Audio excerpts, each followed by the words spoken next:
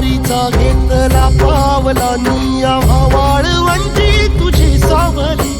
गळा भेट घेण्या भीमेची निघाली तुझ्या नाम घोषात इंद्रायणी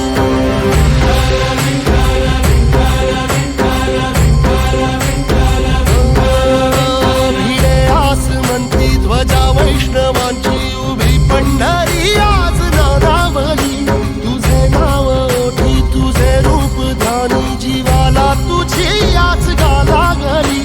जरी बाप साऱ्या जगाचा परिपूर्ण